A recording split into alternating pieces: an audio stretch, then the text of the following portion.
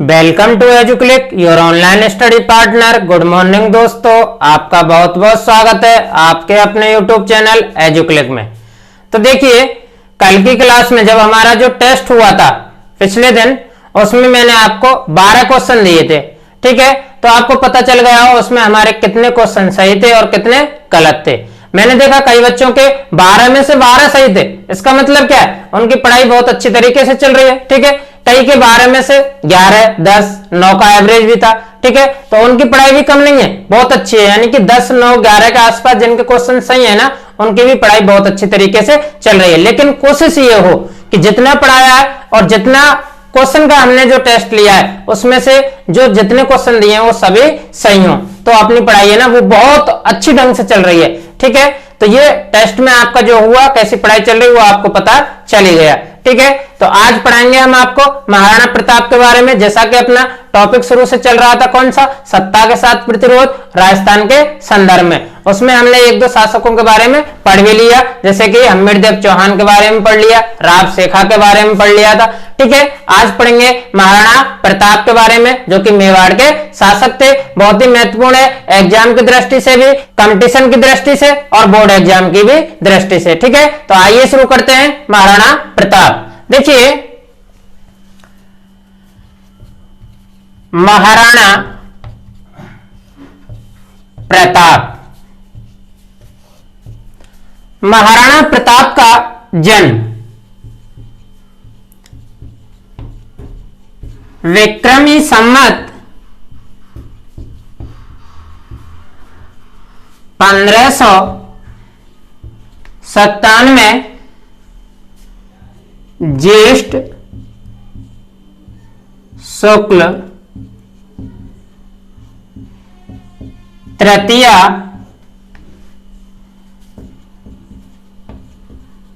रविवार को हुआ था।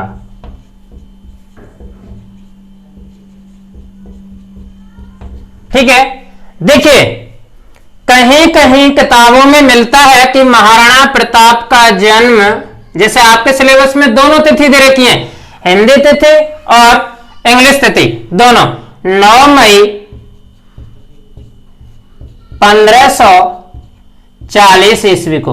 अब यहां देखिए, यदि हिंदी पंचांग के अनुसार विक्रमी संवत में तिथि जानकारी हासिल करनी हो तो 1597, ठीक है, क्या है, विक्रमी संवत ज्येष्ठ शुक्ल तृतीया।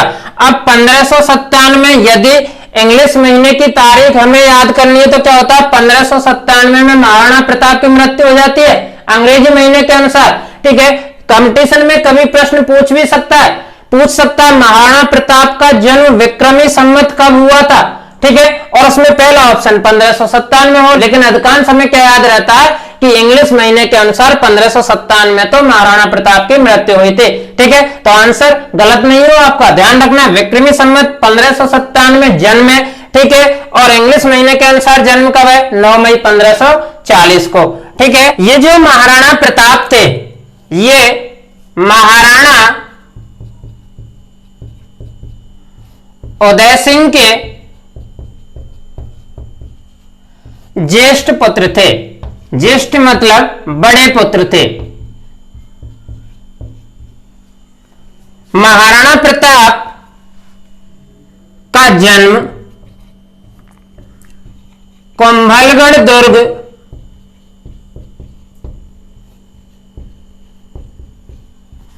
कटारगढ़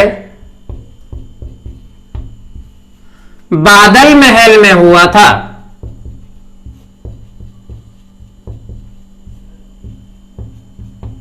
ठीक है, इनकी माता का नाम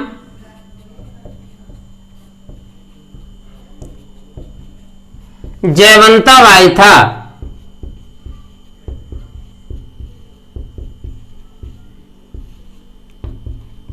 ये जयवंता बाई कौन थे, पाली नरेश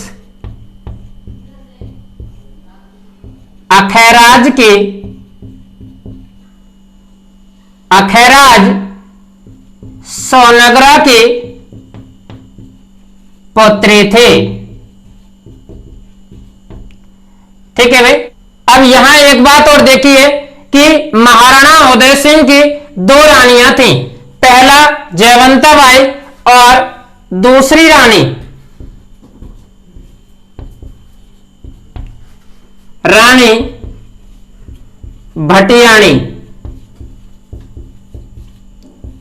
ठीक है, और इस रानी भटियाणी के जो पुत्र हुआ था उसका नाम था जगमाल।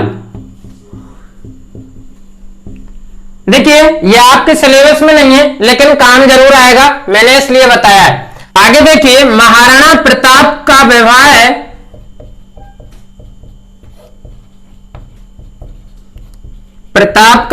है 1557 में अजबदे पवार के साथ हुआ था। ठीक है, और इस अजबदे पवार से जो पुत्र हुआ था उसका नाम था अमर सिंह। यानी महाराणा प्रताप का पुत्र जो था उसका नाम था अमर सिंह। ठीक है, जब महाराणा प्रताप स्वयं 32 वर्ष के थे तब 28 फरवरी 1572 में महाराणा उदय सिंह का होली के दिन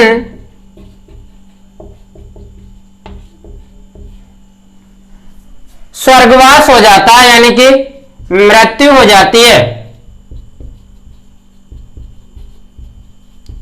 कहां? गोगुंदा में। ठीक है, तो महाराणा उदय सिंह का जो अंतिम संस्कार किया गया था वो किया गया था गोगुंदा में।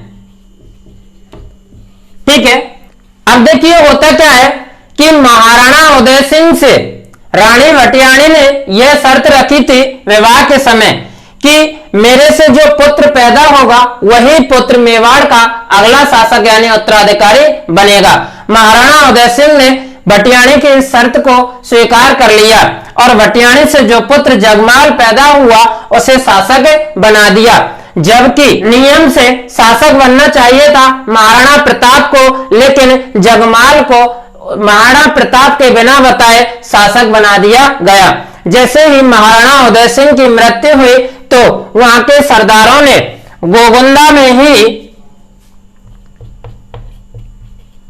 गोगुंदा में उसी दिन 1572 में महाराणा प्रताप का राज्याभिषेक किया गया। ठीक है, और जो जगमाल था इसे उत्तराधिकारी पद से अपदस्थ कर दिया गया और यह जगमाल नाराज होकर के अकबर की शरण में चला जाता है। ठीक है, यहां से आगे देखिए 1570 में अकबर नागौर दरबार का आयोजन करता है। नागौर दरबार का आयोजन करता है।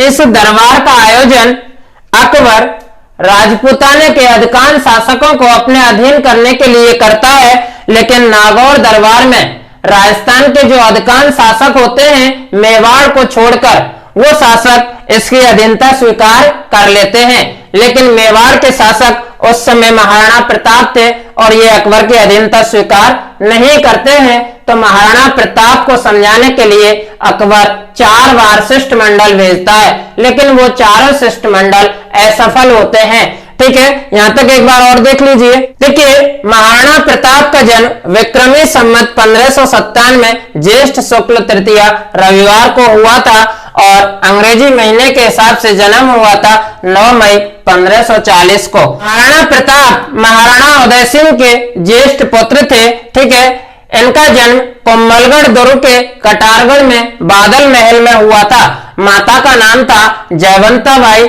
जो पाली नरेश अखेराज सोनग्रा चौहान की पुत्री थी। ठीक है। महाराणा उदय सिंह की दूसरी रानी थी रानी भटियाणी, जिससे पुत्र जो हुआ था वो था जगमाल।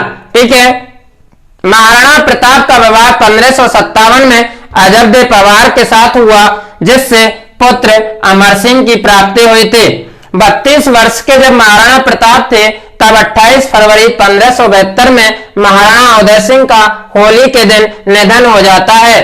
तो इनका अंतिम संस्कार गोगुंदा में कर दिया जाता है, और इसी दिन गोगुंदा और मेवाड़ के जो सरदार होते हैं वो 1572 में महाराणा प्रताप का राज्याभिषेक कर देते हैं और जगमाल को अपदस्थ कर देते हैं। जगमाल नाराज होकर के अकबर की शरण में चला जाता है। ठीक है। 1570 में अकबर नागौर दरबार का आयोजन करता है। इससे आगे देखिए, यहां तक नोट कीजिए। तो आगे देखिए, 1570 में अकबर द्वारा नागौर दरबार का आयोजन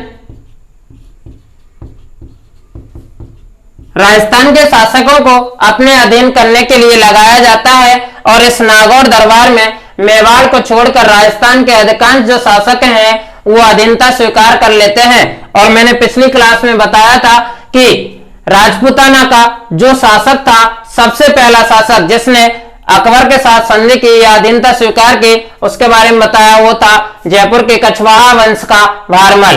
ठीक है। लेकिन महाराणा प्रताप अकबर की अधीनता स्वीकार नहीं करता है, तो अकबर प्रताप को समझाने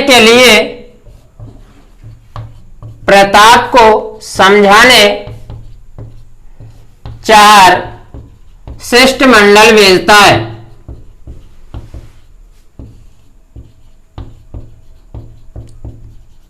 ठीक है। उनमें पहला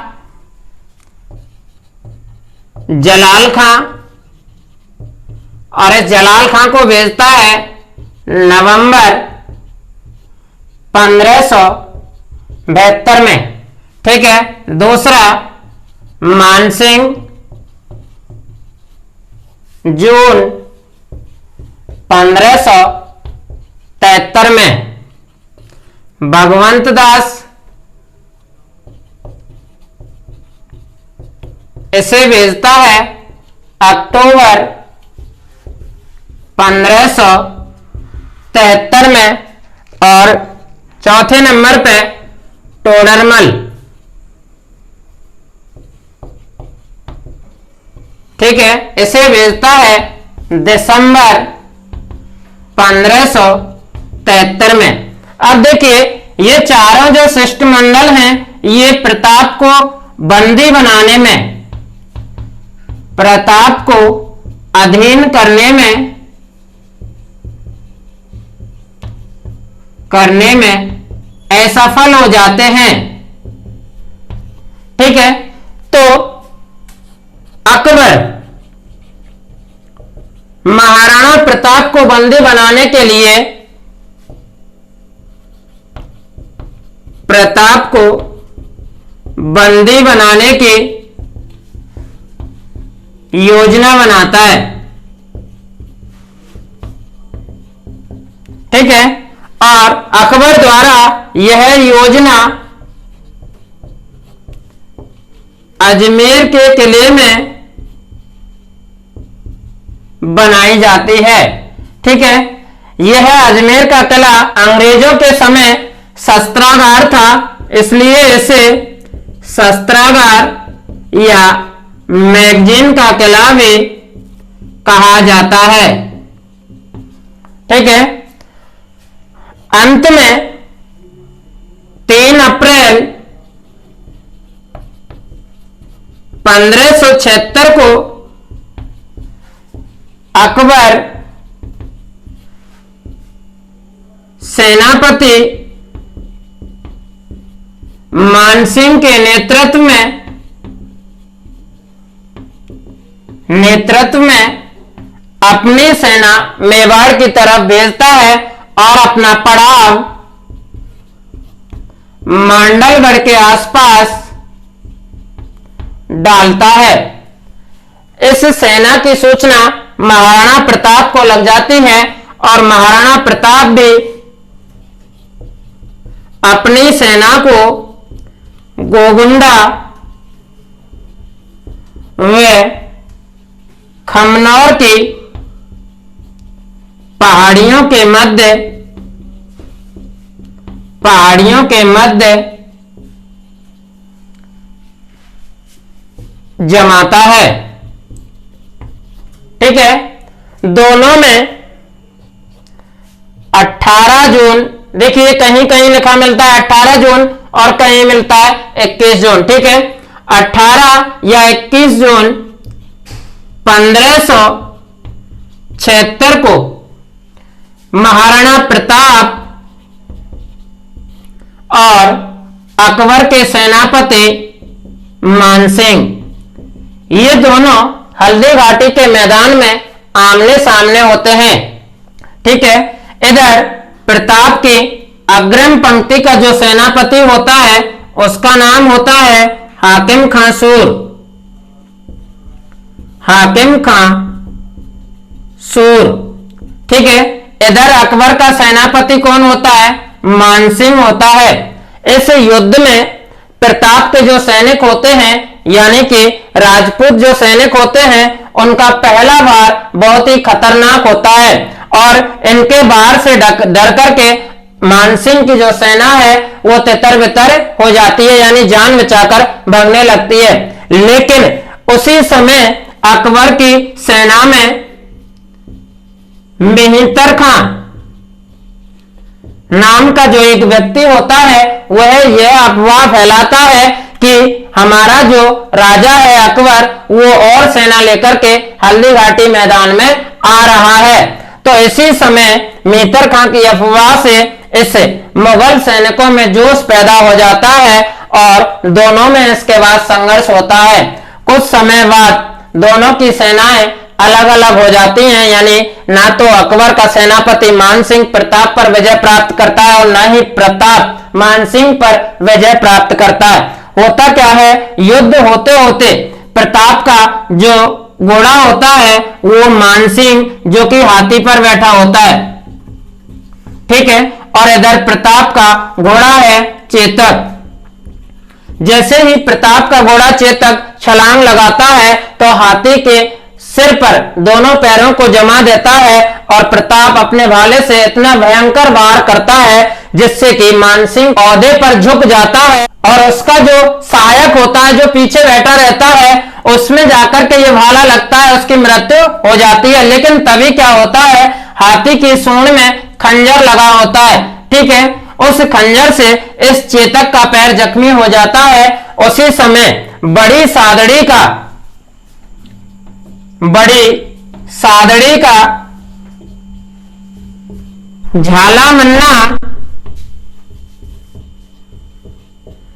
प्रताप से राज चिन्ह उतार कर अपने को देने की बात कहता है, क्योंकि महाराणा प्रताप का चेतक भी घायल हो जाता है और महाराणा प्रताप को मुगल सैनिक चारों तरफ से घेर लेते हैं। तो झाला मन्ना जैसे ही राज चिन्ह को धारण करता है तो जो मुगल सैनिक होते हैं वो उस पर टूट पड़ते हैं और प्रताप अपने घोड़े को लेकर दूर बलीचा गांव में पहुंच जाते हैं, जहां एक नाले को पार करते समय और चेतक की मृत्यु हो जाती है। ठीक है, इस तरह से ये एक हल्दी घाटी का जो युद्ध था वो खत्म हो जाता है। और हल्दी घाटी के युद्ध के बाद क्या होता है उससे पहले एक बार इसे दोबारा देखिए कि 1570 में जब अकबर नागौर दरबार का आयोजन करता है उस समय राजस्थान के अधिकांश शासक उसकी अधीनता स्वीकार कर लेते हैं, लेकिन मेवाड़ का प्रताप उसकी अधीनता स्वीकार नहीं करता। तो प्रताप को समझाने के लिए अकबर 4 शिष्टमंडल भेजता है, जिनमें पहला जलाल का नवंबर 1572 में आता है, मानसिंह जून 1573 में, भगवंत दास अक्टूबर 1573 में और टोडरमल दिसंबर 1573 में आता है। ठीक है, अकबर प्रताप को बंदी बनाने की योजना बनाता है और यह योजना अकबर अजमेर के किले में बनाता है। अंग्रेजों के समय का शस्त्रागार होने के कारण इसे शस्त्रागार या मैगजीन का किला भी कहा जाता है। 3 अप्रैल 1576 को अकबर एक सेनापति मानसिंह के नेतृत्व में अपनी सेना को भेजता है और यह सेना मंडलगढ़ के समीप अपना पड़ाव डालती है। इसकी सूचना प्रताप को लग जाती है, जो गोगुंदा व खमनौर की पहाड़ियों के मध्य हल्दी घाटी के मैदान में, जहां तंग गलियां हैं या छोटी पहाड़ियां हैं, उनमें अपने सैनिकों को रोकता है। ठीक है, दोनों के मध्य 18 जून 1576 को युद्ध होता है। ठीक है, जिसमें घोड़ा घायल हो जाता है और प्रताप उस घोड़े को लेकर के दूर पहुंच जाते हैं हल्दी घाटी मैदान से, जहां एक नाले को पार करते हुए घोड़े की मृत्यु हो जाती है। ठीक है, यहां तक नोट कीजिए, फिर आगे देखते हैं। आगे देखिए, हल्दी घाटी युद्ध के बाद अकबर की सेना कुछ समय गोगुंदा में रहती है, लेकिन रसद सामग्री के अभाव में ये लौट जाते हैं और प्रताप हल्दी घाटी युद्ध के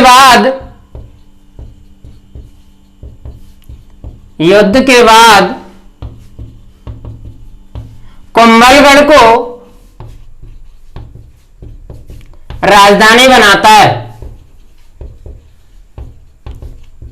ठीक है, इसके बाद अकबर प्रताप के पास शाइस्त खां को 3 बार भेजता है। 1577, 1578 और 1580 में। ठीक है, यह प्रयास भी विफल रहता है और बाद में 1580 में अब्दुल रहीम खान खाना को भी भेजता है। इसके बाद 1582 में प्रताप के पुत्र अमर सिंह और अकबर के मध्य युद्ध होता है। इस युद्ध का नाम द्वेर का युद्ध होता है। ठीक है, और इस द्वेर के युद्ध में अमर सिंह विजयी होता है। इसके बाद अंत में 1584 में अकबर जगन्नाथ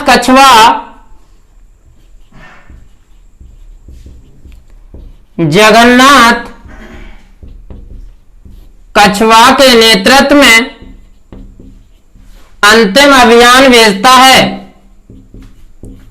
लेकिन प्रताप पहाड़ियों में पुनः चला जाता है। इसके बाद प्रताप मंडलगढ़ व चित्तौड़ को छोड़कर अन्य सभी दुर्गों पर अपना अधिकार कर लेता है। ठीक है, अंत में 19 जनवरी 1597 को प्रताप की मृत्यु हो जाती है। ठीक है, जिसकी सूचना दुरसा आड़ा द्वारा अकबर को दी जाती है। ठीक है, और कर्नल जेम्स टॉड द्वारा हल्दी घाटी के युद्ध को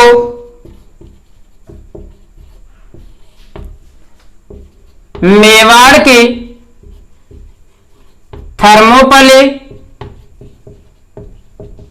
व द्वेर के युद्ध को